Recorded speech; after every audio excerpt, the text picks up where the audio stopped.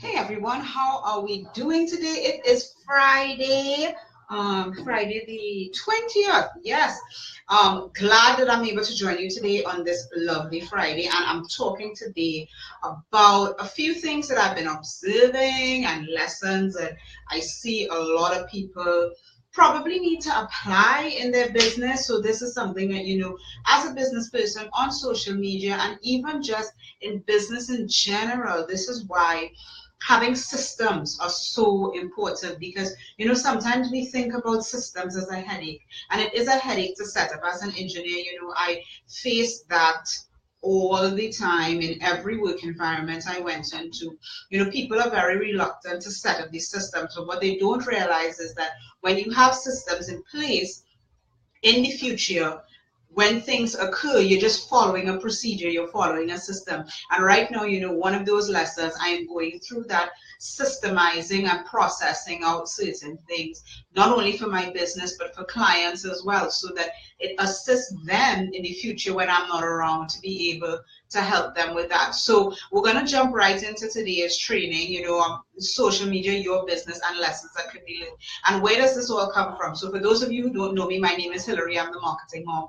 I'm a social media manager, digital marketing strategist, and I'm an online business coach and trainer. I like to work specifically with mothers who want to build a business online or have already started building a business online. I teach you and I help you and I mentor you through that social media aspect of it, the digital marketing aspect of it, and everything like that.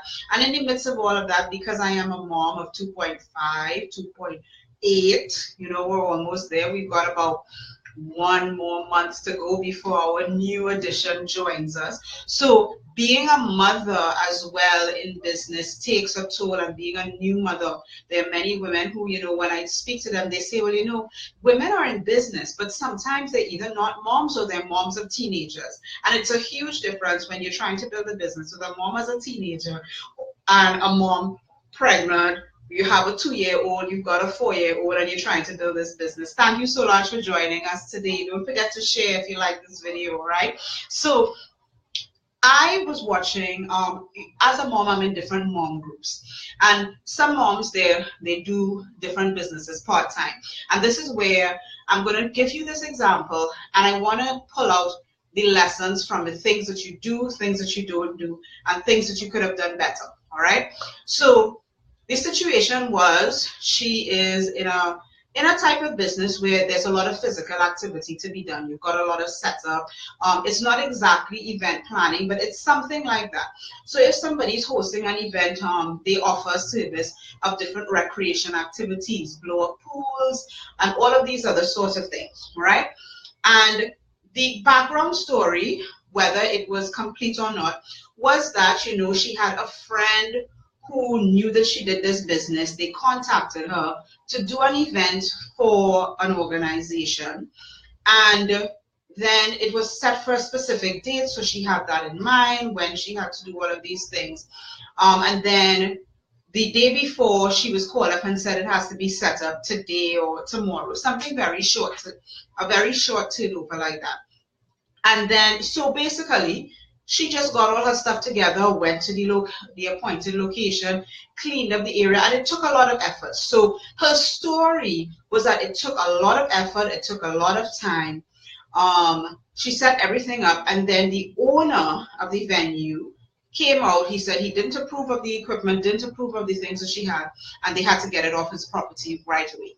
Okay, so yes, this is a very sad, unfortunate story, but there are lessons to be learned here. All right. Now, one, if you are in business, all right, there are different platforms to post this type of grievance, what I say. And yes, you're a mom. Yes, you're in certain groups. But first of all, social media is not the place to air all of your grievances, especially business grievances, because what that does, and we all know this, whether it's bad press or good press, it's press, all right? And we have to start seeing, especially if we are business people, we have to start seeing everything that we post on social media as a possible impact to our business, okay? Whether you are posting personally on your personal page, posting personally as a grieving mother inside of a private group, or not even a private group. It could be just a closed group, all right, where people could share things, because I've seen things from groups that are not, they're open. If the group is open to anybody, then it's technically public. It's not a group. All right. So from the social media standpoint, yet again, I've got to repeat this over and over. If you are in business and you are running your business and you are trying to attract people to your business using social media, you must think of everything that you post, comment, share, or like as a possible impact to your business. And this is something that I heard from another marketer who does a lot of her marketing on LinkedIn. She does not, even though there may be a great article on artificial intelligence or a great article on business development, right? If it's not in her specific niche of what she is trying to do on LinkedIn as a business person, she's not even going to like the article. And this is something that if you're thinking strategically from a social media standpoint, that will always be at the back of your mind. Now to the lessons. Okay, so unfortunate situation for this lady, and that leads you to systems. Okay, how many business people go into any sort of business relationship without a contract? If you've raised your hand, then you're not a business person. You're doing this as fun. All right? You must have your contract set up, your systems all in place, receiving down payments, especially if what you are offering comes with a lot of lead work. As consultants, okay, consultants do this all the time. They break down their fees into different phases, okay? So there's the research and the exploratory type of work that's going to be at a cost. And then there's the project itself, that's another cost. And then there's the cost of any rework, which is usually at an hourly rate, okay? So that upfront the client knows, here are my agreements, here are my terms and conditions, and here is my cost. And then you do not budge, you do not start doing anything until your first payment is made. I often tell people in business who they don't seem to have that business hat on, all right, that you will never be allowed to walk out of Target, Walmart, or locally in a Massey store without having paid for the items that you have in your basket. Okay, so think of your business as a Walmart.